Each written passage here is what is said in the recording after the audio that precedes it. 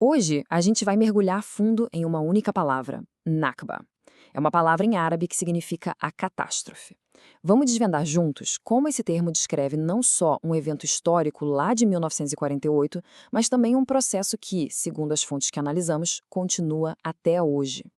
E para começar, vamos pegar emprestado uma pergunta de uma das nossas fontes. O que, afinal de contas, é uma catástrofe? É só um evento único, avassalador? Ou pode ser algo contínuo, uma espécie de rotina de desastre? Essa pergunta é a chave para a gente entender tudo o que vem a seguir. Então, o termo no centro da nossa conversa é Al-Nakba, como eu disse em árabe, a catástrofe. Ele se refere a um momento que foi um divisor de águas na história palestina, a expulsão e a perda de terras que aconteceram em 1948, um evento cujos ecos, são sentidos até hoje. O nosso roteiro aqui vai ser o seguinte. Primeiro, vamos olhar para o contexto da partilha e da guerra. Depois, vamos explorar a Nakba como um evento e também como um processo. Em seguida, vamos entrar na história disputada sobre suas causas e, por fim, dar uma olhada na conexão global de tudo isso. Vamos lá, começando pela nossa primeira parte, partilha e guerra. Para entender de verdade o que aconteceu em 1948, a gente precisa voltar um pouco no tempo e ver as sementes que foram plantadas décadas antes. Olha só, essa linha do tempo mostra bem como a tensão foi escalando.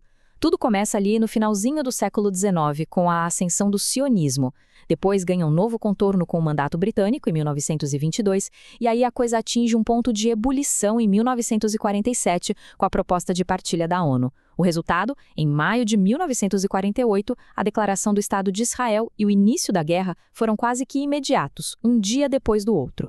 Agora, aqui tem um ponto que chama muito a atenção, que é a matemática por trás desse plano de partilha. A Resolução 181 da ONU destinou mais da metade da terra, 53,5%, para um Estado judeu. Só que, como as fontes apontam, a população judaica na época era mais ou menos 30% do total e era dona de cerca de 7% da terra.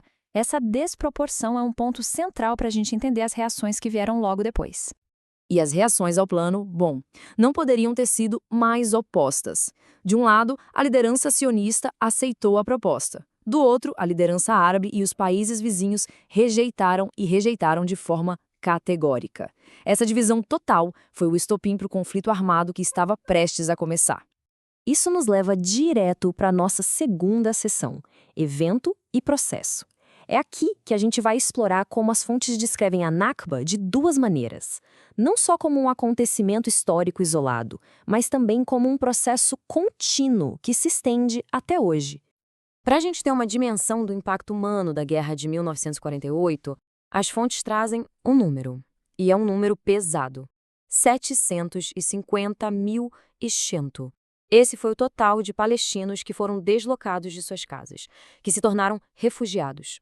É um número que, por si só, já mostra a escala da catástrofe.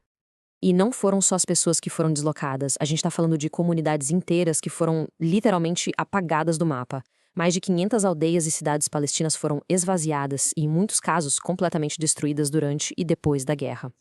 E, claro, teve o custo em vidas humanas. Cerca de 15 mil palestinos foram mortos no conflito. Então, se a gente junta esses três números, 750 mil refugiados, mais de 500 vilarejos, 15 mil mortos, a gente começa a ter uma imagem do que a Nakba significou como um evento. Mas aqui tem um grande mais. As fontes que a gente analisou são bem claras num ponto. A catástrofe não terminou em 1948. E isso nos leva a um conceito chamado Nakba contínua, que é a ideia de que as políticas de desapropriação e deslocamento, na verdade, nunca pararam.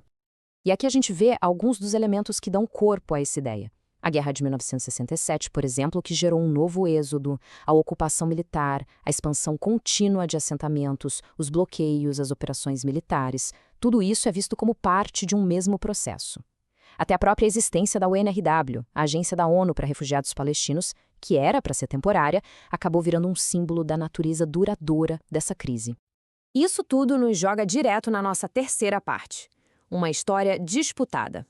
Porque a causa do êxodo palestino de 1948 é um dos pontos mais debatidos, com narrativas que batem de frente e que moldaram totalmente a forma como o conflito é entendido. Basicamente, existem duas grandes explicações. A velha história, que é a narrativa tradicional israelense, dizia que os palestinos saíram por vontade própria, a pedido de líderes árabes. Em contraste, lá pelos anos 80, surgiram os chamados novos historiadores. Usando arquivos que tinham acabado de ser abertos, eles começaram a argumentar que o êxodo foi em grande parte o resultado de uma expulsão planejada, e a peça-chave na argumentação dessa nova história é o chamado Plano Dalet, ou Plano D. Esse era um plano militar da Haganah, que era a principal força paramilitar sionista. Segundo o historiador Ilan Pappé, que é citado nas nossas fontes, o Plano D ia muito além da defesa. Era, na verdade, um projeto bem detalhado para a despopulação sistemática de áreas palestinas, baseado em anos de coleta de informações sobre cada aldeia. Essa citação que a gente vê agora é muito forte. É do Folke Bernadotte, o mediador da ONU na época. Depois de ver com os próprios olhos a situação dos refugiados, ele insistiu que o direito de retorno era fundamental para qualquer país justa. Poucos meses depois de escrever esse relatório, ele foi assassinado por membros do grupo extremista Lehi. E aí a gente chega num contraste jurídico que é no mínimo impressionante. Em dezembro de 1948, a ONU aprovou a Resolução 194, que afirmava o direito de retorno dos refugiados palestinos. Do outro lado, em 1950, Israel criou a sua Lei do Retorno, que garante a qualquer pessoa judia, de qualquer lugar do mundo, o direito de imigrar para o país. São duas visões de retorno que coexistem em tensão desde então.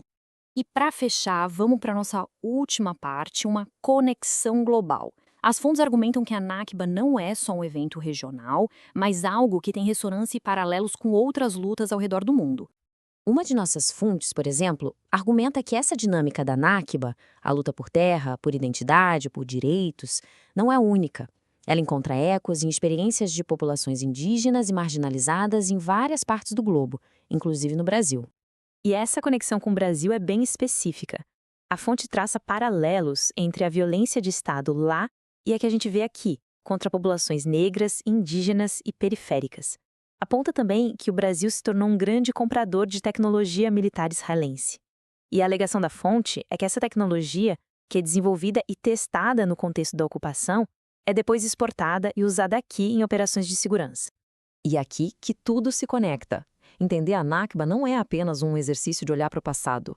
As fontes deixam bem claro que os eventos de 1948 e suas consequências contínuas são a base para a gente compreender a natureza do conflito hoje. Não é passado, é o prólogo da história atual. Então, para a gente terminar, ficar uma provocação final.